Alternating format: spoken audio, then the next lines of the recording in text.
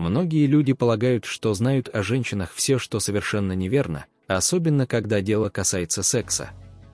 Добро пожаловать на канал! Сегодня мы собираемся обсудить некоторые сексуальные данные о женщинах. Прежде чем мы начнем, не забудьте подписаться и нажать на колокольчик, чтобы не пропустить ни одного нашего видео. Мы постоянно представляем вам интересный контент. 8% женщин могут достичь оргазма только с помощью поцелуев.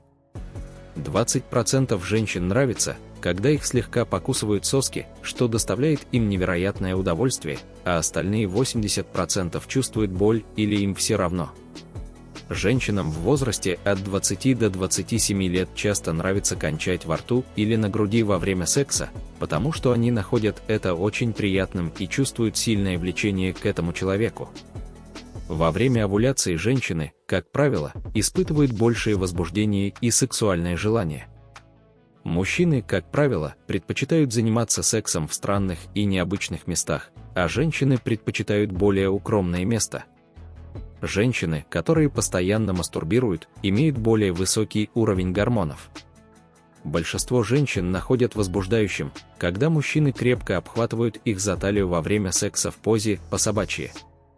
Женщины со светлыми глазами с большей вероятностью захотят часто заниматься оральным сексом. Согласно исследованиям, женщины предпочитают пенисы с более длинным изгибом вверх, который может стимулировать стенки влагалища и точку G во время проникновения. Во всем мире 80% женщин испытывают трудности с достижением оргазма. Мужчина никогда не должен рассказывать женщине о своих навыках в постели, так как это вызовет очень большие ожидания.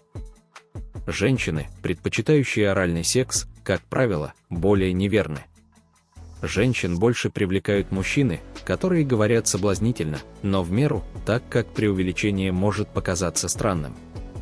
Женщины чаще занимаются сексом после просмотра любовного фильма.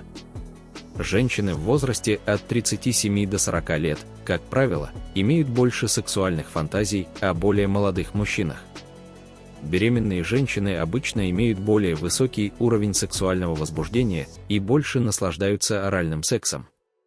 70% женщин любят, когда мужчина шепчет горячие вещи во время секса. Пасмурные и дождливые дни больше всего возбуждают у женщин сексуальное желание. Чтобы возбудить женщину, не обязательно просто прикасаться к ее половым органам. У них очень чувствительные и оргазмические области, такие как ноги, таз, грудь и шея. Эффективный метод, помогающий женщинам достичь оргазма, это стимуляция ануса пальцами во время проникновения в позе по-собачьи. Это обеспечивает двойную стимуляцию, которая заставит их сильнее возбудиться и быстрее намокнуть, что сделает процесс более приятным. Прежде чем продолжить, я хотел бы, чтобы вы подписались и прокомментировали, что вы думаете о видео. Рекомендую посмотреть до конца, так как лучшие советы еще впереди. Влагалище представляет собой серию борозд, образованных складками стенок влагалища, также известных как стенка влагалища, которые позволяют ей быть эластичной и расширяться. Слово «вгина» происходит от латинского языка и может быть переведено как «ножны меча».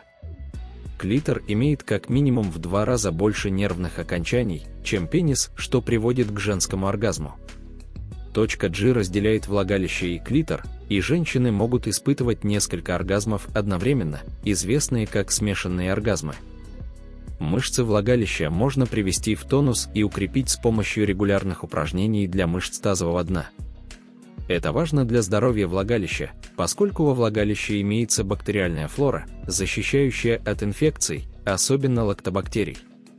Кроме того, во влагалище есть механизмы самоочищения, которые способствуют его общему здоровью.